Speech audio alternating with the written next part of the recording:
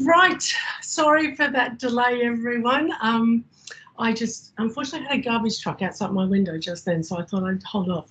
Good afternoon, everyone, and welcome to today's Hopkins Hour online seminar.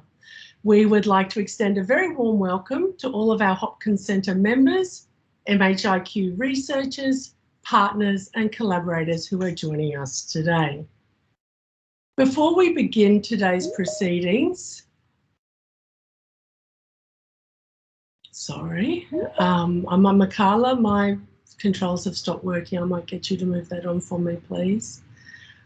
Before we begin, I would like to acknowledge the traditional owners of the land upon which we are all meeting from today. For me, that's the Turrbal and Yagara people. And I would like to pay our respects to the elders, past, present and emerging, and to all Aboriginal and Torres Strait Islander people who are joining us today. For those of you who don't know me, my name is Louise Gustafsson and I am lead of the ROAMM research group within the Hopkins Centre. ROAMM stands for Researching Occupations and Community Participation. Sorry, Restoring Occupations and Community Participation. But I'm joined today by other members of our team. These include Louise Bassingthwaighte, who is an occupational therapist and a PhD candidate at Griffith University and are members of the Hopkins Centre. Kerry Marnane, who is also a PhD candidate at Griffith University and has recently joined ABIOS. And Dr Jacki Liddle, who I've been collaborating with for nearly 15 years now on this work. He's a co-founder of CarFreeMe and is currently working in the Florence project at the University of Queensland. We are also joined today by the events team who are going to support with the coordination of the question and answer in the chat section. We have just a few housekeeping items that I need to run through today. If you do experience any technical difficulties, and we know those do happen, please feel free to put a question over in that right-hand side in the chat section. If you haven't got the chat section open, if you look along the top bar, you can see the second icon in kind of the one to the right of the little people. If you click on that, then you'll be able to see the chat. Makala Kerr has put up some links and she'll put up reminders there for us as we go. And certainly if you have any problems, you can pop some questions up there or type in there and our events team will try to assist you as best as they can. But we do know that internet connections can vary in this online environment, so some of it might be a little bit out of our control. If you would like to enable closed captions, you need to press the 3 dot setting. So again, on that top toolbar, there's 3 dots, generally to the left of where the little video camera is. And if you press on that, a drop down will come down and you can select turn on live captions. And then those captions will appear at the bottom of the screen. There are a number of us presenting today and there will certainly be opportunities to ask questions about the presentations using the chat function. So as each person is talking, if you have a question that you think of, we encourage you to pop them in the chat. These will be moderated and collected by our team, but we'll not address them until the end of all of the presentations. So for those of you who haven't used this function, if you've opened that chat section on that top toolbar, you just type your question into the chat box. Down the bottom it says type a new message. You can press enter or use the arrow icon, and then your question will be posted and published and viewable to everyone. And as I said, we will address them as much as we can at the end of the presentations. If there's any outstanding questions, we will try to follow up with you, or certainly you're welcome to contact any of us to ask us about those. All right, so that's the housekeeping over and done with now. I am going to kick off and start the very first presentation. Let's see if I can get my, it's always the way you test things. There we go. So I'm going to start the presentation, first of all, talking about a very new area of research within the ROAMM team. This is a research area that is looking at travel for people who are living with neurological injury or neurological neurological conditions. And I am presenting on behalf of other members of the ROAMM team, Kim Walder and Tennille Hodson, who are both at Griffith University in the School of Health Sciences and Social Work with me. And I'd like to acknowledge occupational therapy students who have done work with us in this space.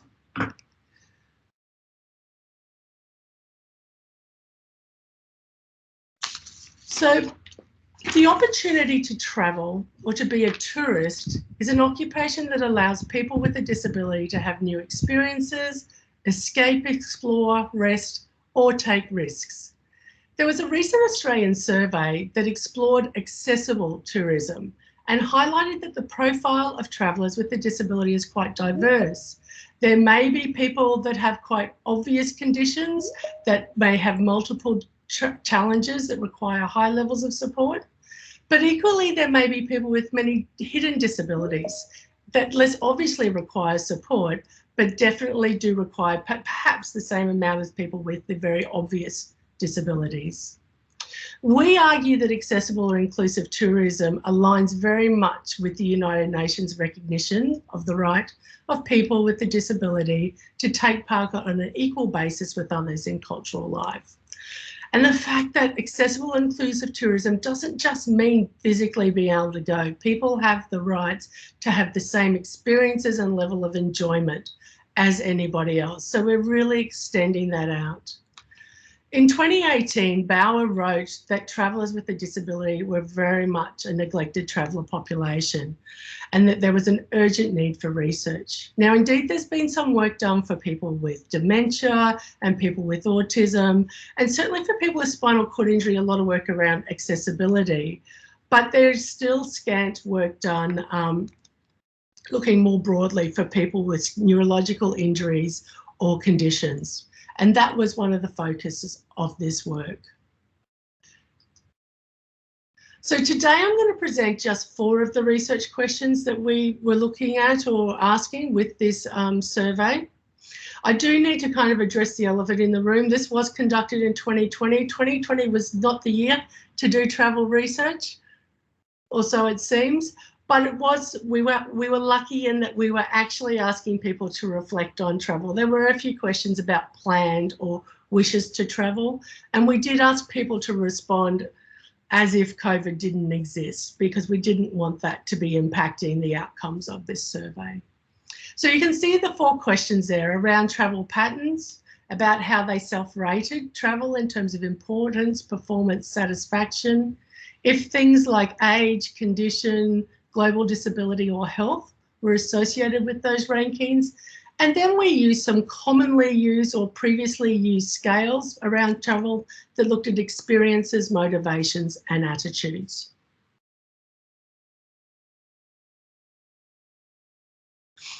So this was a purpose-designed survey. The survey is called TEMPA, Travel Experiences, Motivations, Patterns and Attitudes, and this was the neurological survey or version. We hosted it on SurveyMonkey, and we recruited using multiple methods, predominantly through online forums, newsletters, social media, support groups, advocacy groups, etc. We were wanting responses from adults living in Australia with the effects of stroke, spinal cord injury or traumatic brain injury, so we were looking quite broadly, and people could complete the survey with or without the assistance of a communication partner. And the data that I'm presenting today is descriptive, and we've used some non-parametric statistics. We had 81 people complete the survey overall. It was open for 6 months. Some people did not complete all of it, or completed only a very small section, so they were removed from the analysis. And interestingly, there were people who completed who didn't fit the inclusion criteria, or had another form of neurological event or injury, and they really wanted us to hear their stories. So we do have data from those people, but we have removed them from the results that we're presenting today. So I'm presenting the results of 72 participants. And you can see the mean age and the distribution of men and women, and quite equal numbers in terms of people with stroke and spinal cord injury. We had a lot of trouble, or did not have a lot of success, with accessing and recruiting people with traumatic brain injury. And so that is a limitation of this work and has been taken into consideration with subsequent analyses. We had representations from all around Australia, except for that little ribbon down through the middle. So no one from Northern Territory or South Australia or from the ACT, but otherwise representation from all other states. And in terms of current health, you can see that roughly equal numbers of people rated their health as poor to fair and good to excellent, and 15 in the middle rating their health as average.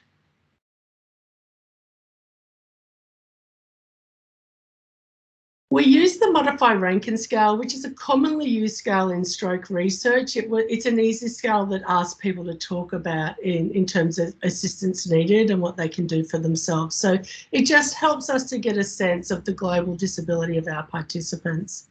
And you can see there that roughly 36% had moderate to moderately severe global disability by this ranking, and the remainder were from slight through to none. And to give you another idea of the diversity or the range of people who responded, there were 37.5% who required no mobility aids and just over 50% who required a wheelchair at times, some permanently and some at times when they were travelling. On to the results now. So do travel patterns change? Absolutely we do. We ask people to reflect on how often they travelled on these sorts of, from day trips through to long trips overseas, prior to their injury or event, and then post. And you can see they're all statistically significant. So there certainly is an issue here in terms of the equity and the opportunities for people to travel as they would have previously and as any of us would normally do so. The Canadian Occupational Performance Measure is a measure that we use often in our research. It looks at occupations that are important to individuals, and here we ask them to comment on their travel, and they rate the importance of that occupation, how they perceive their performance and their satisfaction of that performance on a 10-point scale. And I have just included, just for these couple of slides, the breakdown of all participants together, as well as the diagnostic groups, just to really emphasise, as you can see here, people rate that travel is important to them on around from 7.5 to 8 out of 10 on that scale, reducing how they rate their performance, and then their satisfaction is lower again. So there's definitely a need here or opportunities here for this to be something that we address to meet people's needs. One thing when we looked at just all, and we looked at those demographics for them, we found that people, in terms of rating their performance, things that were associated with that, it was negatively, inversely associated with their global disability, and there was quite a strong association, moderate association with current health that was statistically significant. When we look at satisfaction, we can see again that current health is the variable that is most associated with people's rating there, and not global disability. People want to travel, and these are the ratings, the top reasons why people wanted to travel. They wanted to be in control or free, escape their usual environment, not too different to what many of us might say. When people were deciding where to travel, the most important thing that they considered was they wanted to go to places where they felt safe and secure. They were often visiting friends or relatives or having fun and being entertained. When we then look at attitudes and then experiences, people rated travel as important, and they considered that money spent on travel was money well spent. But they anticipated that they would have transport difficulties, that things could possibly go wrong, and that they would feel more dependent on others. These are the top 4 things that attitudes around their travel and what people anticipated. Then if we look at the actual experiences, people are saying it's easier for me if I travel outside of busy seasons. I think a lot of us would say that, but probably not quite as high as what we found with this group. That they do experience accessibility issues, and then down to the bottom one that they will need to seek assistance, often from other people. And interestingly, that they find airports easy to negotiate. There's been lots of work done around airports and airports assistance over the last couple of years. So that was coming through there. Oh, gone the wrong way there. That's not good, sorry.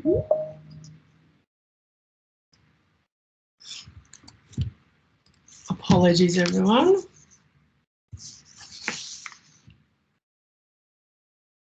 Here we go.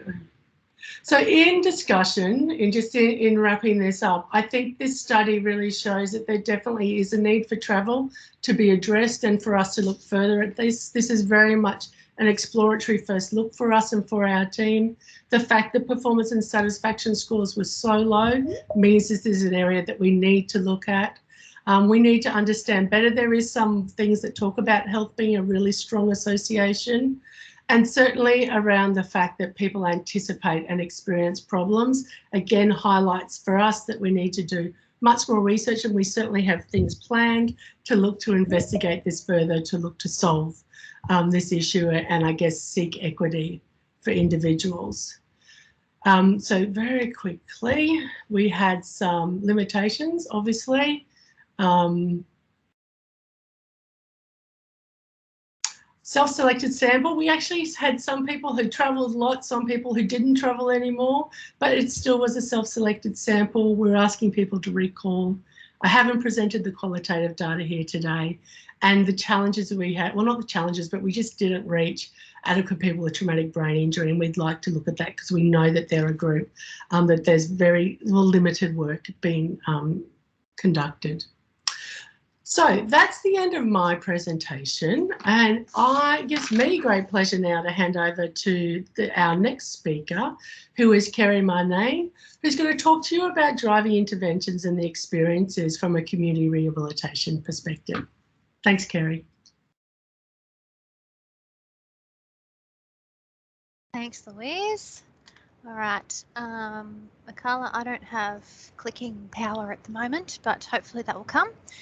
So firstly, I just wanted to acknowledge the Metro North Health Service for a grant which actually allowed me to complete some background research to this study and enrolment in my PhD. And I also wanted to thank the Metro North community-based rehab team for allowing me to actually conduct this study within the service. Let's see if this will click. Next slide, please, Michaela. Sorry, it's not working now. Great. Okay, so for many of us, driving is something that we do regularly and we place high importance and value on being able to do. But driving is also a complex task that relies on multiple body systems as well as continuous interaction with the external environment and vehicle. Therefore, in Australia, we have medical standards that people must meet in order to be able to drive. Driving is one skill in which many people will actually tend to overestimate their abilities, and their perception of their ability as a driver tends to remain unchanged, even after a significant health event. And click again, please. It's not working on my end. Sorry, Michaela. So today I'd like to highlight the concept of driving disruption. So this is a period of being on hold after a health event, where someone is not driving, but they haven't permanently given up driving. So how long this lasts for can depend on a number of factors, including restriction periods that are outlined by the Austroads guidelines, and a person's recovery after their health event. In ABI populations, timeframes of driving disruption are especially hard to predict. So the study listed here, published by Jenny Fleming and co, was a local cohort study of 212 people with ABI over a 6-month period post-hospital discharge. The average time to return to driving post-discharge was 101 days. Injury severity strongly predicted those who didn't return to driving within 6 months. Beyond 6 months, we have some studies from Canada, which is the Finestone, and the USA report that indicate that driving disruption continues for many people. So not being able to drive can have a lot of impacts, including on a person's community reintegration after brain injury. Not being able to drive affects how a person can get from A to B, but also affects other areas of life, such as their daily routines, employment and productive roles, relationships, family responsibilities, and leisure activities. Even if a person may eventually return to driving, when we consider the timeframes of driving disruption, this is still a significant period of time and a barrier to a person's recovery after ABI. So driving disruption also has some psychological impacts and has been associated with perceptions of recovery, returning to normal, grief and loss, not being able to make long-term plans, decreased life satisfaction, frustration, feelings of oppression, because often restrictions are perceived as something that's being instigated or enforced by others. Delays in returning to driving can also be seen as unnecessary or the fault of the system, particularly in our ABI populations where insight might be lacking. So why is driving disruption a problem for the healthcare system, and particularly rehab? Well, our patients or clients need both practical and psychological support around driving. Returning to driving is a common and important goal for many people after ABI. And the issue of driving can be a significant barrier to engagement in rehab and healthcare, both from a practical or access side of things, but it also can hinder rapport building. As healthcare providers, we have a duty of care to the community and need to consider if people in our care might pose a risk to others as a result of unsafe or unlicensed driving. And we also need to consider the impact that driving disruption has on carers, who may already be providing a lot of informal support to our clients. So driving disruption has been associated with increased carer burden, loss of carers' own roles, changes to their life space, which is a concept that Louise will discuss next. And they may also be bearing the brunt of the client's frustration and anger. For example, we might actually be asking the carers to help enforce driving restrictions. So from the literature, there are a number of key roles outlined for rehab clinicians in the driving disruption space. So we should be providing timely, clear, repeated information in multiple formats that clients can understand. We should be considering and facilitating the use of alternative transport options, even if this might be temporary. All clinicians have a role to play in facilitating return to driving where possible by considering how other goals or interventions might actually link to the person's driving goal, providing feedback to treating medical practitioners who are making decisions around driving, and referring on to appropriate specialists such as driving assessors. It's also important to consider the emotional support needs of our clients and the support needs of the carers or family members. All right, so what are we actually doing in practice in driving disruption? To investigate, we did a chart audit of 80 medical records within a community-based rehabilitation team.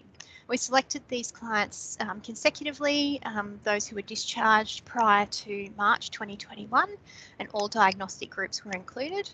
I did the audit myself as an occupational therapist working within the team at the time, and had input from my supervisory team in the design of the audit tool. So just a really brief background for those not familiar with Metro North CBRT. It's a multidisciplinary rehab service that offers rehab via home and clinic-based services, including virtual care. Clients must have had a recent health event, and the service provides care journeys ranging from 4 to 12 weeks, depending on complexity. And typically within this team, the OTs address issues around driving. So consistent with CBRT's clientele, a majority of the clients in the chart audit, so 50 out of the 80, had a diagnosis of ABI. And that's the blue columns there, stroke and brain injury combined. For the purposes of today, I'm just going to talk about those 50 clients with ABI. So the average age of those clients was 60 years, there were 31 males, 19 females, and on average they were with CBRT for 55 days. So here's some graphs just depicting the driving status of people on admission and on discharge. So you can see on admission in red there, 34 people were identified as normally being a driver, but not currently driving, so in driving disruption. And on discharge from CBRT, there were still 21 people in that category. So we did have some people that resumed driving again, but there were also quite a few. It was hard to work out what their status was. So in terms of whether return to driving was a specific goal, 27 people actually identified a driving goal for CBRT. And so bearing in mind there were 34 clients in driving disruption and 27 who identified driving as a goal, here's a summary of the driving related interventions that were documented in the medical records. So education about restrictions and the driving process was provided to clients in 26 cases, and 15 were given written information, and alternative transport options were discussed in 9 cases. There was only 1 case each of emotional support and carer support provision, and community access was practiced with 5 clients. Oops, sorry. Got ahead of myself there. So just some other findings from the audit included the observation that handover or follow-up for driving issues was inconsistent, with driving or community access mentioned only in 17 of the 50 discharge summaries.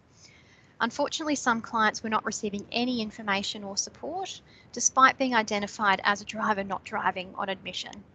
The vast majority of interventions were provided by the OTs, with some involvement of other disciplines like the leisure therapists for community access training and the social workers providing carer support and referral to other services. So it appears that some clients aren't actually being referred to OT for driving issues, even if they were experiencing driving disruption, and that's something the CBRT OTs are looking into addressing. And it's also important to acknowledge that chart audits only capture what's actually documented in the medical record. So it's possible that driving interventions or discussions were being provided, but they just weren't being recorded. So just some key messages here that driving disruption, it is a separate issue from driving cessation, but it's less prevalent in the literature. Previous cohort studies have only sort of looked at the first 6 months after discharge or haven't differentiated between driving disruption and driving cessation. We also need some more information about the lived experiences of people and their families and what supports or information they require during this time. Clinicians also likely require support and guidance in this area, with some clear pathways to help ensure the issue of driving disruption is recognised and addressed during rehab programs. So I've just got some references very quickly, which will be provided later on anyway. And I'm just going to hand over now to Louise Bassingthwaighte.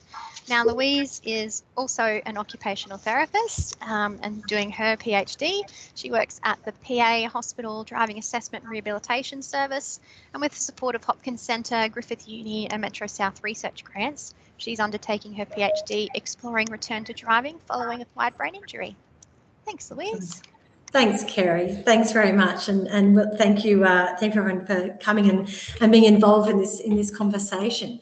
So my research project is looking at quite a broad area, looking at access and participation following acquired brain injury through the driving assessment process. So we're looking at people before they're actually completing those driving assessments, through that process, and at the other end as well, when we're looking at the outcomes as well. But today, rather than looking at that driving assessment and the driving rehabilitation, the role of driving rehabilitation, I'm just going to focus a little bit on the life space aspect of this study, just to bring this up. So so today, so I thought we'd look at what is life space, give a bit of context around that, show how we're exploring life space following acquired brain injury. Because we are in the midst of data collection, I don't have any results at all to share, but I've got some snapshots of some of the things people are saying and what we're hearing from people at this point in time, and then just a little bit of a pathway of where we're going, so that that we can look forward to what we're heading to in the future and sharing in the future. So I guess moving forward, thanks, Michaela. Onto the next slide, if we can. Basically, I guess, what is this concept of life space? And I guess as the World Federation, back one section's great. Yep, thanks. As the World Federation of Occupational Therapists outline, OTs work with clients to enhance their ability to engage in the occupations they want to, need to, or are expected to do. And a person's ability to access and participate in their community may significantly impact upon their capacity to do so. So return to driving is one avenue through which people who have an acquired brain injury may look to enhance their opportunity to access and participate in their community in their way. So looking then ahead at what life space is. So it's more than just the universe there. If we head on through to the next slide, life space is basically a concept that describes the area, the geographic area in which a person lives and conducts their life. A person's life space represents their opportunities for community participation and social interaction, and it describes actual community access over time. So what are people actually doing? Where are they going in their community as well? And Jackie, who will be speaking next, has certainly got a lot of experience in this area as well. So looking further on, as a life space as a tool, I guess, is what we're looking at in this study as well. And by evaluating and measuring life space, it might provide a broad indication of the impact of health and environment on how people can participate. It's an indicator of community movement. A person's life space has been found to reflect mobility, health and well-being following stroke, but it's yet to be looked at in any further depth with other areas of acquired brain injury, such as traumatic brain injury. And Michaela, we might just move ahead one more slide here too, thanks. So as a global measure of community participation, life space has the potential to indicate the overall impacts of treatments. And I guess that's what we're looking at in this project, is looking at the impact of driving assessment, plus or minus driving rehabilitation if we're needed, how that might impact on a person's life space. So moving forward.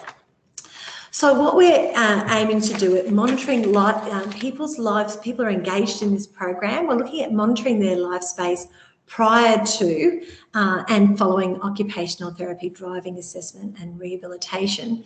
And we're hoping this provides an overall indication as to the impact of this process on community access and participation. And so what we're aiming to do is to gather evidence and to gain an understanding as to whether participating in OT driving assessments and if indicated driving remediation, does that enhance, restrict or have no impact upon where, how, why and with whom people access and participate in their community following acquiring a brain injury. That's our hope and our learnings that we hope to engage here. On to our next slide. The way we're going to do this is that we're catching up with people before they participate in an OT driving assessment, and we're using a range of measures to capture what that status is and their experience at the time. Then the person will participate in the assessment and, if needed, driving rehabilitation. And then, irrespective of the outcome of that assessment process, we're catching up with everyone 6 months down the track, and we're repeating these measures so that we can look and see what difference, if any, has been experienced there. So the measures that we're actually having a look at and using at that time is a travel diary. So people are keeping a record for us for 2 weeks to let us, to capture every time they leave the home, where are they going, what time of day are they going, is there a reason or purpose about why they're going about, do they need support or assistance to be able to do that? And gain an understanding about that person's movement outside their home. We're using a life space assessment questionnaire, basically, which is looking at measuring the extent of travel. So how far are people basically getting away from home, and looking at the need for assistance, whether that be physical assistance of someone or the use of equipment, in being able to do so. And the third arm of our information gathering is that we're actually having interviews with people so that we can try and understand the individual perspectives and contextualise people's experiences and where they go. We don't have any predetermined ideas about any here because this hasn't been studied. We really don't know. We're really trying to explore and learn from others around us and people's experiences. So on to the next slide. So in this program, we've got funding for 48 participants. We've recruited 26 so far, and so we are in the midst of this. We've got about just over half the number of interviews completed as well, and we're just about to commence our 6-month follow-up measures for the initial people who were recruited to the study as well. So we're just in the thick of understanding and gathering that information at the moment. On to the next, but what I thought we'd do is I've just got some snippets of comments that some people have made through our interviews in relation to their experience. And this is all information about that people have given us before they have started their driving assessment process. So again, this data has not been analysed. I've just sort of sorted through information that comes to hand. And I guess what we're hearing so far about life space whilst awaiting that OT driving assessment is that having to ask for help or accept offers to assist with transport can be really hard to do. And I've got here some comments that people have made about not wanting to impose on other people, whether that be friends or family members, people not wanting to be a burden to their partner, or in ways of having to add extra duties or tasks into their busy lives already, or not disrupt other people's lives and what they need to do as well. So I guess that's one certain theme that's starting to emerge. Onto the next slide, Michaela, is the perceived, I guess, role restrictions. So people are articulating that not driving has prevented them from actually engaging and re-engaging in activities that are important to them. It might be roles and life duties in and around their household. It might be not being, the inefficiencies associated with that as well. So one of our participants described that a task that would normally take them 15 minutes to drive 5 minutes to their local Bunnings, pick up the item they needed to do their house maintenance and come back home, might actually take them 4 or 5 hours to do because they're walking there, they're then taking the task coming home, and then they're feeling fatigued and not actually able to do the task that they wanted to do, and having to save that to another time as well. So that the not driving or the transport restrictions certainly have an impact on how people are going about things that are important for them. Okay, moving on to the next slide. I guess I've just generally grouped these as individual needs that people identify that if they were able to drive, that they'd be able to be more spontaneous in what they're wanting to do, rather than having to be very planned about what they're going to undertake and how their day or week may look like. There was a common theme of public transport and even alternative transport options don't always take people where they need to go. And there's the other aspect as well about being able to get there might not be the tricky part, but coming home might be difficult, particularly, I guess, the example that we've been given of people doing, groceries. They might be able to get there and do what they need to do, but having to lug all that home is a challenge. Lastly, in relation to what should health professionals know, we've been asking about, and there were certainly some themes coming through about having to wait a long time to be able to participate in a driving assessment, and there's lots of issues surrounding that. It might be due to just Road guidelines in relation to how long people need to wait or what restrictions might be there, but it's also that difficulties accessing services that are timely, cost-effective options as well. People feel like that there's some challenges in relation to how services are prioritised, that people maybe who have got the potential to get back to driving should be seen earlier, so that they're not being held back in relation to activities. If I just go back one slide, sorry, and I'll quickly wrap up, is that people are wanting more information earlier about the driving process and that pathway, as Kerry was speaking about. But in amongst all of this, there's also a lot of positive feedback about how amazed people are at the services that they've received as well. So there's a balanced sort of picture there. So quickly moving through, finally, what we're hoping to do is with this knowledge, on to the next slide, Carla, is to basically gain an understanding about the trajectory of life space.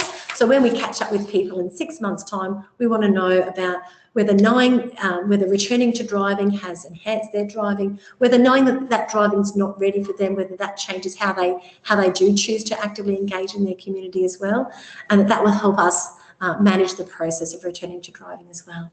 I'm mindful of the time, so I'm going to look to hand over really quickly now to Jacki. So Jacki is an occupational therapist and a researcher at the University of Queensland.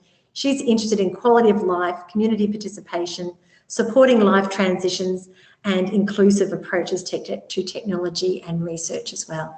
So I look forward to Jacki. Thank you. Thank you so much, Louise. Let me see if my forward clicker is working. Yay. So I'm so pleased to be coming in at the end of this series of presentations where we've got to hear about, what's to gain with people being able to get out and about beyond what they normally can, what's the impact of a disruption, what's the impact of processes that people have to go through. And this presentation is now looking at what happens, what's this time of enormous challenge but enormous potential for supporting people, which is driving cessation. Now, I've been involved in driving cessation research for, I figured it out, 20 years now. So I have a cast of thousands to acknowledge and funders to acknowledge as well. So I would like to do that. Oh.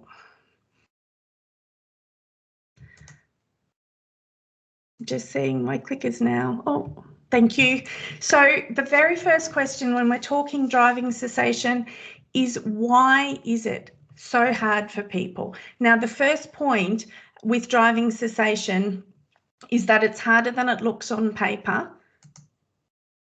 because it's a symbolic and emotional loss, that it's more than driving to people, that it fits in with that idea of autonomy and independent adulthood. But at the same time, it's a practical loss. So people are juggling their ability to get around, something that's embedded in their daily routine. Because we really value driving within Western society, it's stigmatised to not be driving, and people are also coping with massive changes when they stop driving and adjusting to all of those practical and emotional changes all at once. We recognise that transport is a social determinant of health, and we recognise that we haven't set up our communities and our transport systems very well. So people are vulnerable to experiencing more problems on top of the problems that brought them to driving cessation. And there's now a large body of research that says that people who stop driving for any reason are at more risk of things like depression, not being able to access essential services, having constricted life space, and not participating outside of the home. Now, with a particular focus for this group on acquired brain injury, what makes it so challenging for this group? So we have the symbolic as well, and people are really focused. Often people are holding return to driving as that final step to being back to normal, to being part of their peer group, to feeling independent. And there may be complex interactions if they've had a motor vehicle accident causing their brain injury. There's also the practical losses and the fact that people need to learn and embed new ways of doing things. And there are very few single mode transports that seem quite as accessible as driving when it's familiar to people can seem. We have lots of issues with the accessibility of alternatives, including the physical accessibility and sensory, but also cognitive and managing things that crop up unexpectedly. For people after acquired brain injury, we see a lot more conflict gets mentioned. People feel really angry about the decision, and this might be something that leads to ongoing conflict with their family and with their health team. But also the process is really complex. It's uncertain. People don't know what's coming. And this is a rather fuzzy, figure from one of our papers where it just plots out one gentleman's aim to get back to driving and what his rehabilitation process was like. And he hadn't returned to driving at this stage, but each of these points here was a setback or a thing he needed to do to get back to driving. So if he was to stop driving, then he comes to it kind of exhausted and frustrated.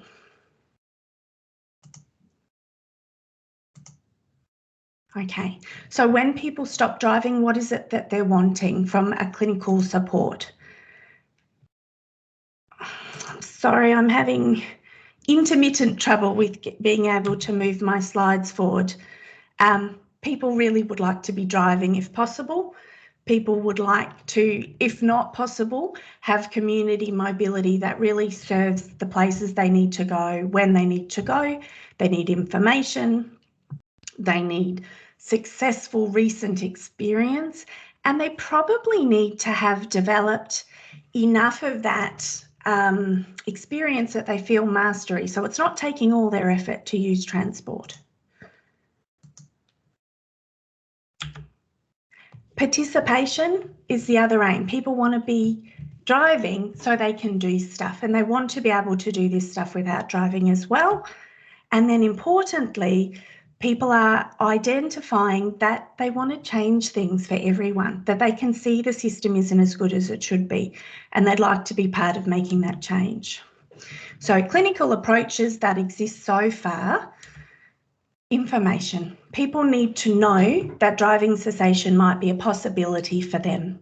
They need to know how to get there and what kind of time frame it might be, when the decision might be made and contingent on what. It does seem to hit a lot of people by surprise.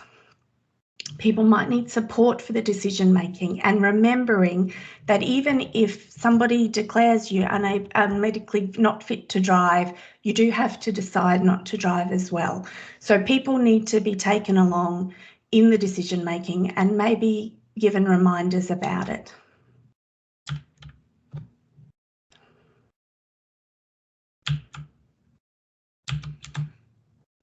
They might need more support at key times. They might need counselling for the losses that they've faced, and support to use alternatives or referrals to services so that they can continue to get around in their communities. Families need support, and we need to tie in with rehabilitation. As was noted earlier, people can really disconnect from rehab if they think their goal of driving will not be met.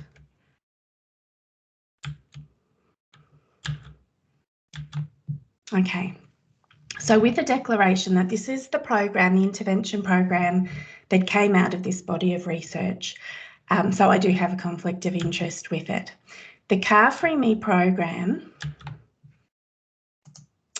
aims to keep people engaged in their communities when they're not driving. So it was designed as a group where people have experiences and information and so forth, but has also now been delivered individually or in combination, and we have trials looking at using it remotely as well. People get practical experiences as well as information and skill building and peer support. People want to access peers who've had the experience of stopping driving, and they want to set goals. So they set goals, and this determines, so it's a module-based intervention. The goals help prioritise what's covered first and what's most time is spent on. Can I get the next slide, please? Oh, back one. Okay, there we go. These are the modules for the CarFreeMe program after traumatic injury. And you can see that it goes through a range of things, from the practical, like alternative transport, to the grief and loss based planning, so that people are setting their goals and setting up their day and their week the way they'd like to, advocacy, and an addition of a family session. Now, these are hot off the presses findings that are in a paper that we're currently writing. So there was a trial run with people after traumatic injury, led by Stacey George at Flinders University in South Australia. We did have some issues, as trials have, with both with GPS data collection and with recruiting people at the right part of their rehab journey. But we saw significant improvements in goals. We saw changes to performance and satisfaction in those goals, and we saw some increased use of active transport rather than getting lifts for people, and quality of life. Some aspects didn't change, but we also found that people were recommending maybe some of this content I could have had earlier in my rehab journey, and maybe I actually needed a little bit more time with this program, which is usually a 6-week, 1 morning a week program, so that I could feel comfortable and feel mastery on learning these skills. So our future directions, we're very, very keen to look at how to make it work in clinical practice, how to fit it with existing pathways, how to break it up if need be, so we're getting it at the right time in the trajectory. And the other area of interest is, since doing driving cessation research for such a long time, I've had questions crop up increasingly of won't autonomous vehicles and future transport technology solve this? So we won't need to worry about driving and community mobility. And I have many opinions, but we're doing research in the area as well. Okay.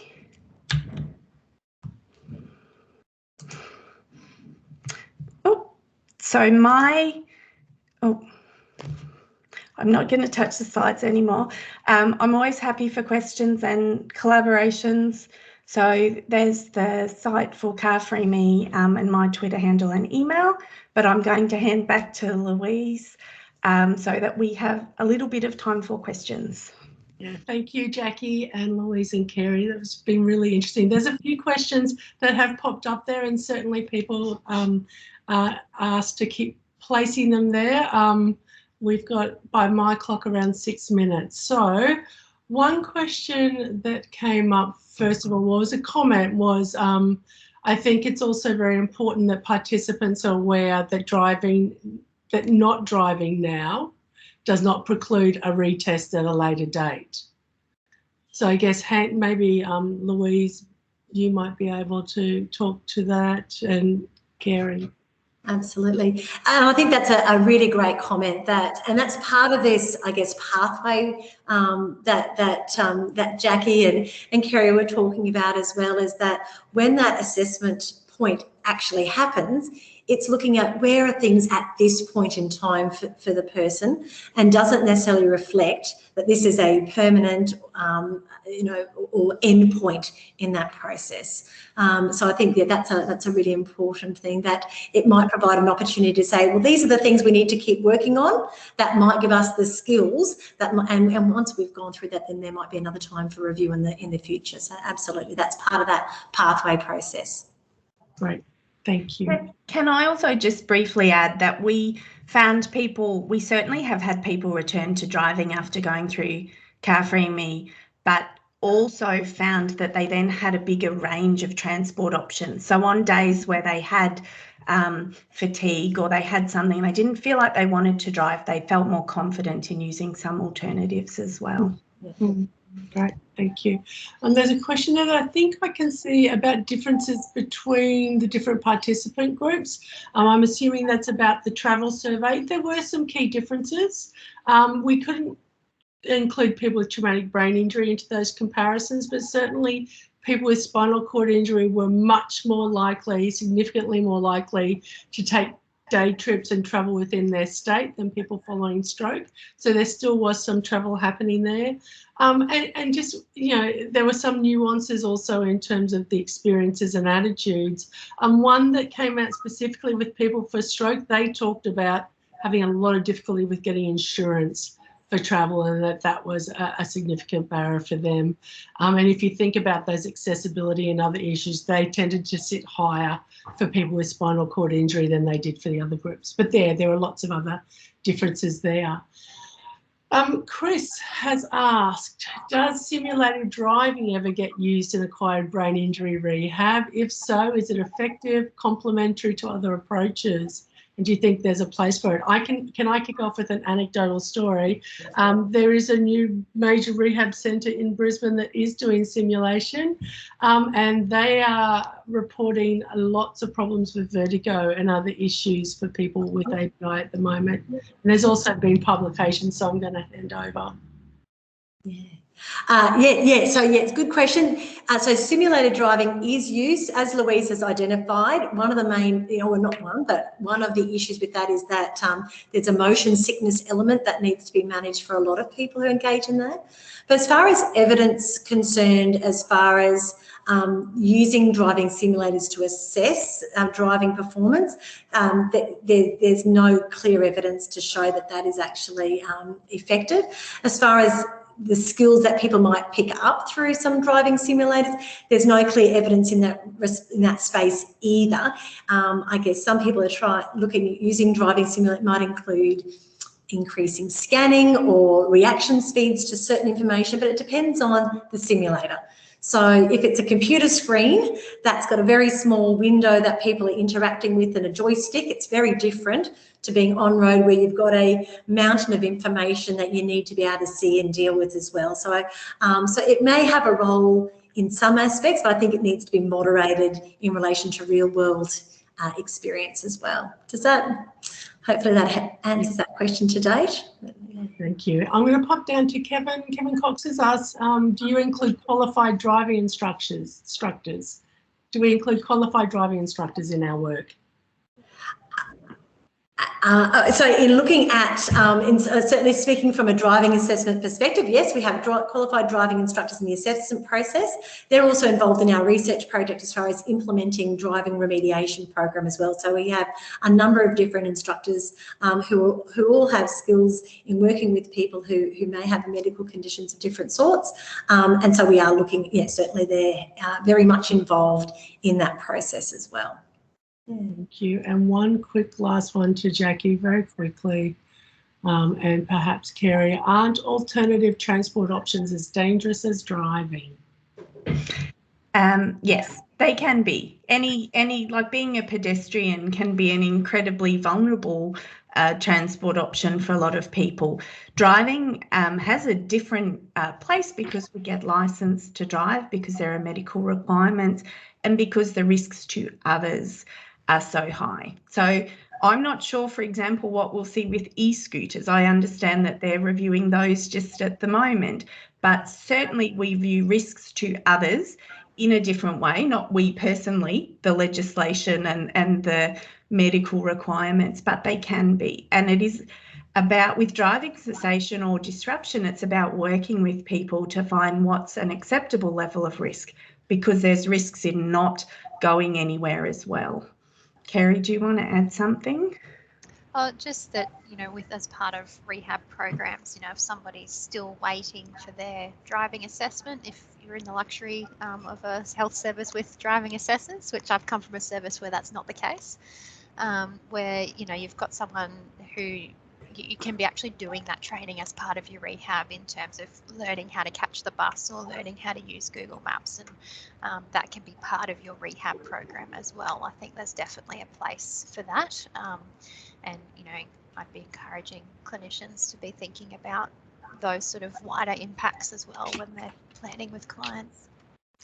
Great, thank you. I'm very aware of time. Kim has popped up there a really interesting comment about travelling, about costs, social health, return on investment, and just talking about a study that has been published recently in the Australian OT Journal that talks to that as well. So thank you, that's a really important point. We have run out of time today, so I would like to thank everybody who's here for attending today's Hopkins Hour. We really appreciate you making the time to join us today and listen to us talk about topics that we're passionate about. It's been a pleasure to be able to talk to you about them. We hope you found the session informative, and if you'd like to get in touch with any of the presenters from today, we encourage you do so, and also in terms of referring people to any of the projects that are underway. Please contact the Hopkins Centre at hopkinscentre@griffith.edu.au to connect or request any documents from today's event. But otherwise, that is all for us today. Thank you very much, and we hope you enjoy the remainder of your week. So thank you very much, everyone. Thank you. Bye.